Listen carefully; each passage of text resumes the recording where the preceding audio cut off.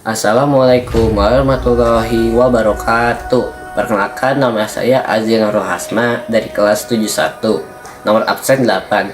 Pada kesempatan kali ini saya akan mempresentasikan IPA bab 7 mengenai bumi dan tata surya. IPA bab 7, bumi dan tata surya. A. Sistem tata surya. Tata surya kita tidak hanya berisi planet, tetapi juga benda-benda langit lainnya.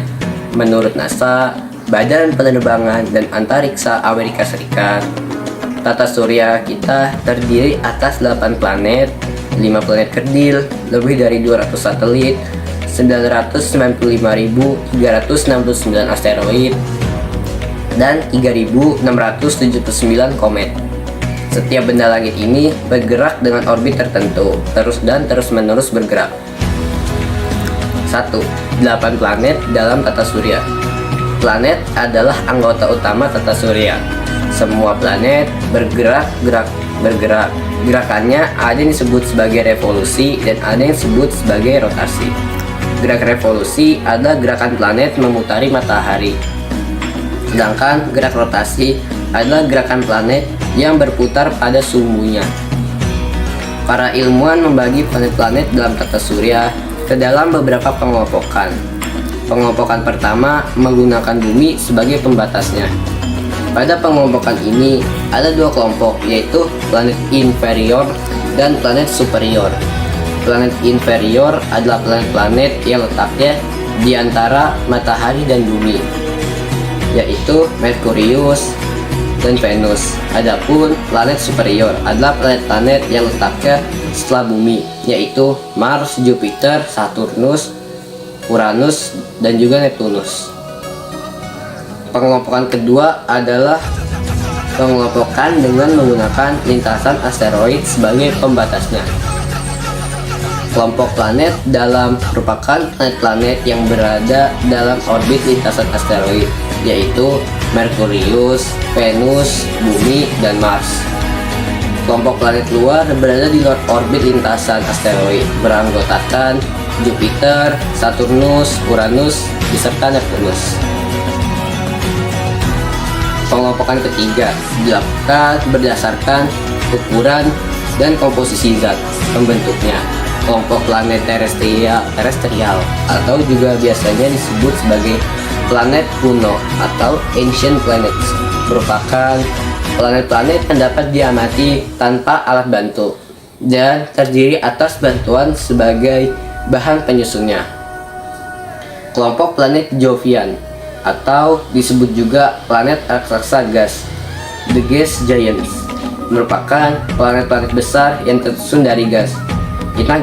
Inilah gambaran planet yang ada di tata surya kita. 1. 8 planet dalam tata surya. A. Planet terestrial. 1. Merkurius. Planet terdekat dengan matahari ini bergerak cepat di lintasannya. Dinamai Merkurius seperti nama dewa Romawi yang menjadi utusan para dewa yang gerakannya jugalah cepat. 2. Venus.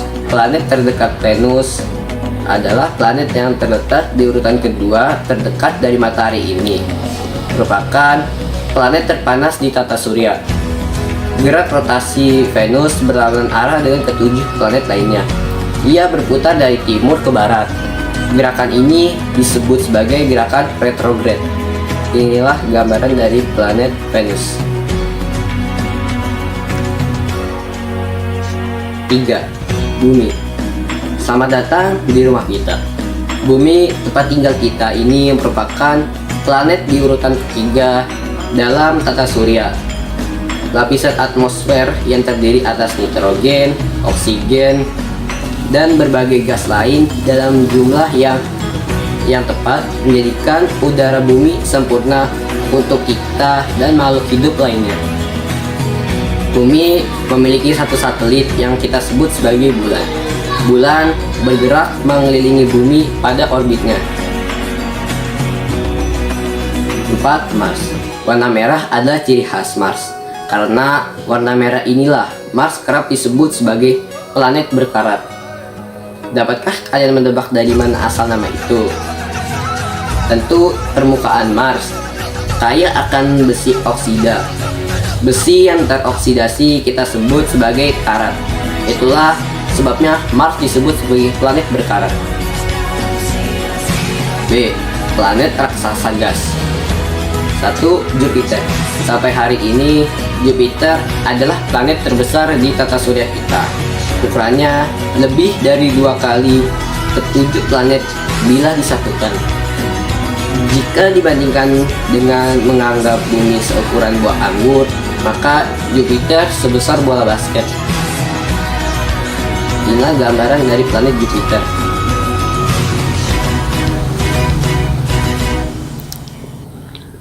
2. Saturnus disebut sebagai perhiasan tata surya. Memang Saturnus memiliki penampilan yang sangat menarik. Ukuran diameternya setara dengan 9 buah bumi yang dijajarkan. Ini tidak termasuk dengan cincin-cincin yang mengelilinginya.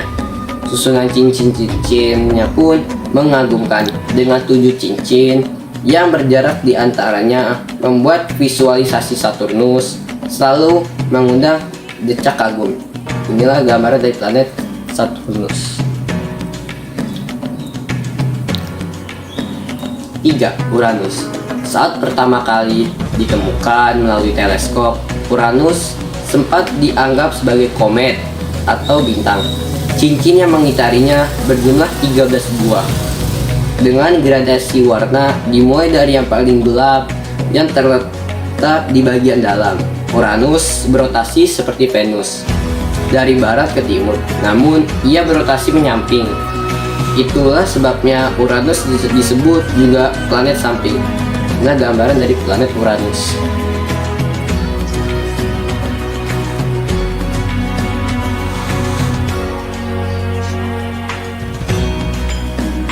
4. Neptunus. Ini dia planet terjauh dari matahari. Namanya Neptunus. Jaraknya dengan matahari 30 kali jarak matahari ke bumi.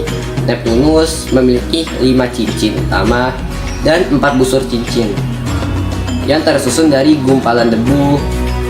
Ilmuwan menduga terbentuknya cincin dan busur cincin ini disebabkan adanya gaya gravitasi dari satelit-satelit yang dimiliki oleh Neptunus.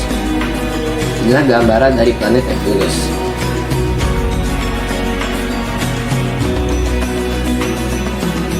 2. Benda langit lainnya. A. Satelit. Setiap benda langit yang berputar mengelilingi benda langit lainnya disebut sebagai satelit. Bumi disebut sebagai satelit matahari karena mengelilingi matahari. Bulan disebut sebagai satelit bumi karena mengelilingi bumi. Tercatat oleh NASA ada lebih dari 200 satelit di tata surya. Berikut ini adalah macam-macam satelit. 1. Ganymede. Ganymede adalah satelit Jupiter dan merupakan satelit terbesar di tata surya. Inilah gambaran dari satelit Ganymede. 2. Titan. Titan adalah satelit terbesar planet Saturnus dan menjadi satu-satunya satelit yang terbukti memiliki lapisan atmosfer dengan kandungan yang penting seperti bumi. Atmosfer Titan mengandung lebih banyak nitrogen. Inilah gambaran dari satelit Titan.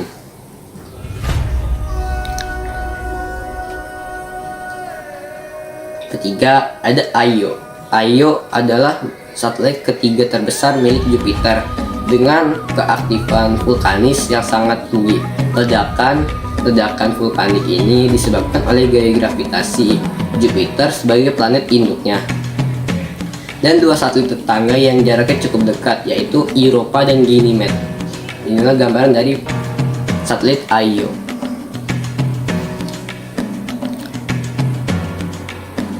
B. Planet kerdil. Secara umum, planet kerdil memang memiliki banyak kemiripan dengan planet biasa. Keduanya sama-sama mengelilingi matahari. Keduanya juga memiliki gaya gravitasinya sendiri. Hal yang membedakan adalah pada planet kerdil, gaya gravitasi ini tidak cukup besar untuk menjaga kestabilan bentuknya. 1. Pluto.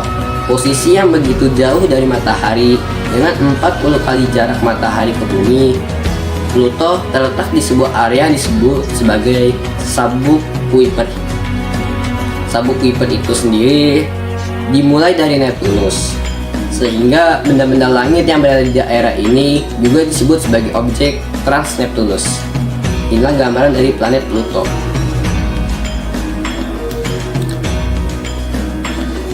Dua, Ceres. Kalau Pluto terletak di area sabuk Kuiper, Ceres yang dulunya dimasukkan dalam golongan asteroid ini tinggal di sabuk asteroid. Sabuk asteroid terletak di antara Mars dan Jupiter. Ceres adalah objek terbesar di sabuk asteroid. Inilah gambaran dari planet kecil Ceres. 3. Haumea. Planet kerdil ini berbentuk oval, tidak bulat seperti kebanyakan planet.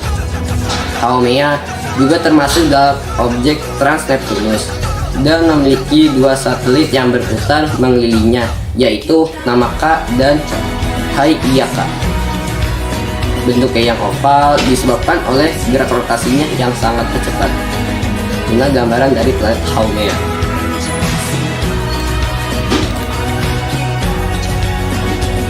4. Makemake. Berlokasi yang sama dengan Pluto, Haumea, dan Eris. Makemake adalah objek paling terang kedua di sabuk Kuiper setelah Pluto. Inilah gambaran dari planet kecil Makemake.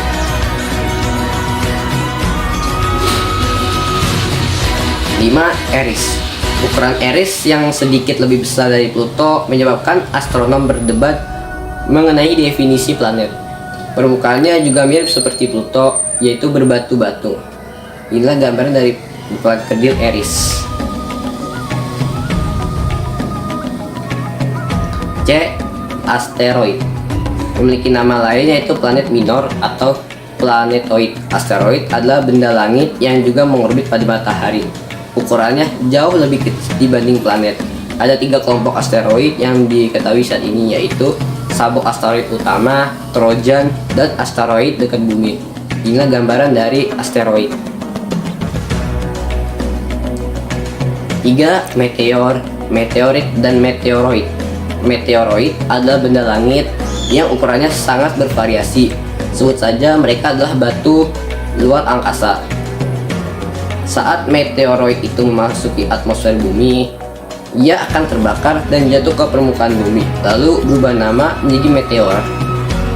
Setelah berhasil melalui atmosfer bumi, terbakar dan menyentuh tanah. Inilah yang kita sebut sebagai meteorit. Inilah gambaran dari meteor, meteorit, dan meteoroid.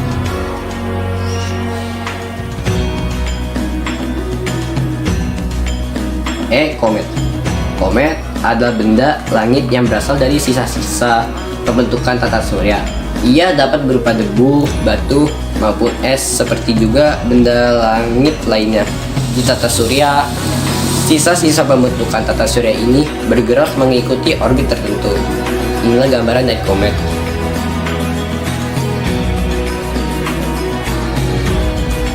B. Bumi dan satelitnya. 1. Pergerakan bumi dalam sistem tata surya. Rotasi adalah gerakan planet pada sumbunya, sedangkan revolusi adalah gerakan planet pada bidang orbitnya mengelilingi matahari. Waktu yang digunakan planet untuk mengitari matahari disebut periode tahun, sedangkan waktu yang digunakan planet untuk berputar pada sumbunya disebut periode hari.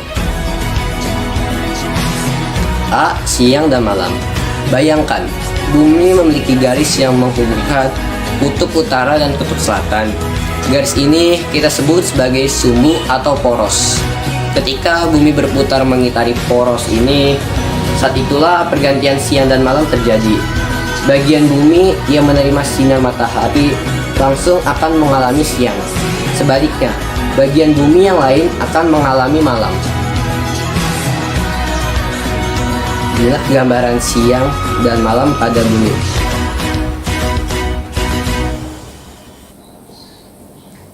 B. Pergantian tahun.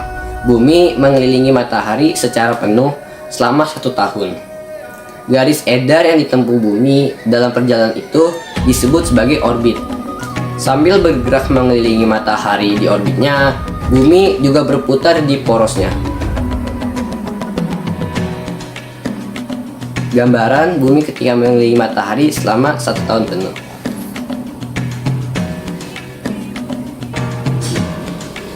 C. Pergantian musim. Selain pergantian tahun, gerak bumi mengelilingi matahari juga menyebabkan pergantian musim. Musim yang dialami suatu daerah sangat bergantung pada posisinya di bumi. Bumi dibagi oleh garis khatulistiwa, garis yang berada tepat di tengah-tengah. Garis khatulistiwa ini membagi bumi menjadi 2, yaitu belahan bumi utara dan belahan bumi selatan. Indonesia berada di daerah garis khatulistiwa karena letaknya tepat di garis khatulistiwa. Daerah yang berada di garis khatulistiwa hanya mengalami 2 musim, yaitu musim kemarau dan musim hujan. Adapun di daerah berada di belahan bumi utara dan belahan bumi selatan, keduanya mengalami 4 musim, yaitu musim panas, musim gugur, musim dingin, dan musim semi. Pada saat belahan bumi utara mengalami musim dingin, maka belahan bumi selatan akan mengalami musim panas. Inilah gambaran musim yang ada di bumi. 2. Bulan sebagai satelit bumi. Bulan adalah benda langit yang paling terang setelah matahari. Meskipun demikian, cahayanya yang terang itu bukan berasal dari dirinya sendiri. Bulan memancarkan cahaya yang diterimanya dari matahari dan dipantulkan ke bumi. A. Karakteristik bulan. Periode rotasi dan periode revolusi yang nyaris sama ini menyebabkan sisi bulan yang tidak terlihat dari bumi. Sisi yang tak pernah teramati dari bumi ini disebut sebagai sisi gelap bulan. Inilah gambaran bulan. B. Fase bulan. Terdapat 8 fase bulan dapat ditunjukkan berdasarkan gambar berikut ini.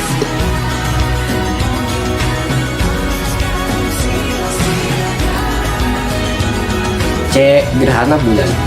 Gerhana bulan terjadi ketika bulan masuk ke dalam bayangan bumi, sehingga membuatnya lenyap baik secara utuh maupun sebagian. Gerhana bulan terjadi 3 kali dalam 1 tahun. Ada 2 jenis gerhana bulan, yaitu gerhana bulan total dan gerhana bulan sebagian. Gerhana bulan total terjadi saat bulan dan matahari berada pada posisi yang saling berseberangan, dengan bumi berada di tengahnya. Adapun gerhana bulan sebagian terjadi jika hanya bayangan bumi yang menutupi bulan. Inilah gambaran dari gerhana bulan.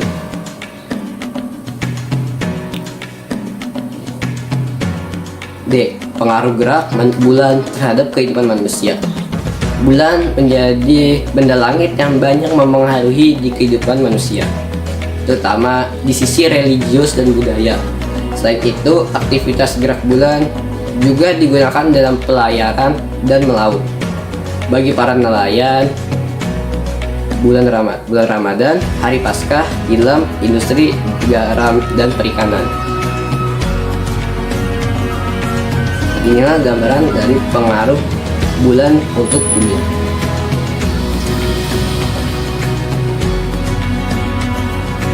Tiga. Satelit bumi selain bulan.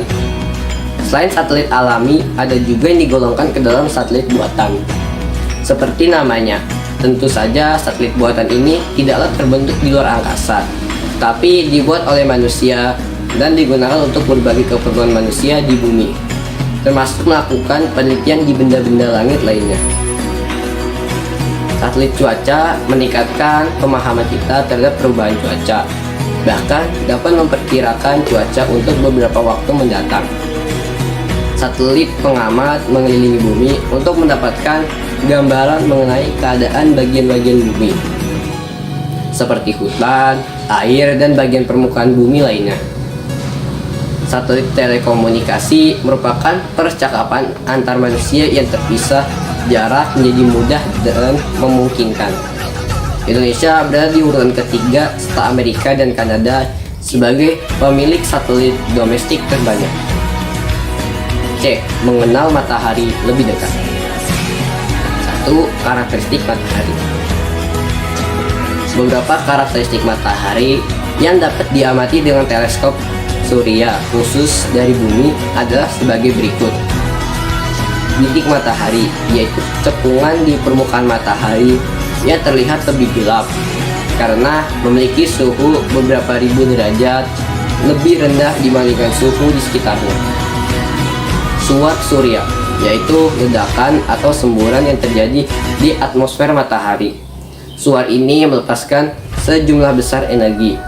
Meski dalam jumlah energi yang kecil, cukup untuk menyebabkan gangguan pada alat komunikasi seluler, radio, dan televisi di bumi. Inilah gambaran dari matahari.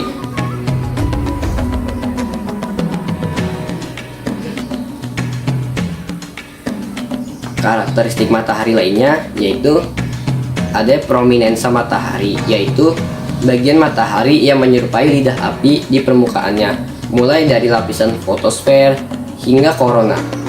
Angin matahari dibentuk oleh aliran partikel yang dipancarkan matahari secara terus-menerus. 2. Gerhana matahari. Gerhana matahari terjadi ketika bulan hadir di tengah-tengah matahari dan bumi, sehingga bayangan bulanlah yang terlihat dari bumi. Ada 3 jenis gerhana matahari, yaitu gerhana matahari total, terjadi saat matahari tertutup bulan. Gerhana matahari sebagian, terjadi saat bulan menutupi sebagian matahari. Gerhana matahari cincin, terjadi saat bulan yang menutupi matahari berada pada titik terjauhnya dari bumi. Inilah gambaran dari gerhana matahari. 3. Peran matahari dalam kehidupan manusia. Tidak ada makhluk di muka bumi yang tidak membutuhkan matahari, bahkan makhluk yang hidup di lingkungan dingin sekalipun. Energi matahari dalam bahan bakar fosil, tumbuhan dan hewan yang mati ribuan tahun lalu dan terkubur di kerak bumi dipanaskan terus-menerus oleh matahari. Kita menggunakan fosil ini untuk dijadikan bahan bakar kendaraan di masa ini. Kehangatan matahari untuk kesehatan tubuh. Berjemur dan mendapatkan sinar matahari yang cukup seringkali menjadi resep hidup sehat. Berjemur 5-15 menit di pagi hari dipercaya cukup untuk menyehatkan tubuh. Kehangatan matahari untuk bumi. Sinar matahari yang terus-menerus diserap bumi menjadikan bumi terasa hangat.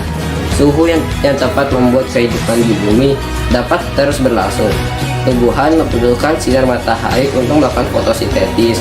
Gravitasi matahari menjaga bumi. Biaya gravitasi dengan kekuatan yang tepat turut berperan dalam menjaga kekokohan posisi bumi saat ini. Tidak hanya bumi, gravitasi matahari ini juga sangat berpengaruh pada posisi planet-planet untuk tetap berada di orbitnya. Matahari, hujan, dan angin. Tanpa matahari, rasanya mustahil terjadi hujan di bumi. Hujan turun karena adanya penguapan air di lautan dan daratan yang disebabkan karena adanya panas matahari. Sekian presentasi dari saya. Bila ada salah kata mohon dimaafkan. Wassalamualaikum warahmatullahi wabarakatuh.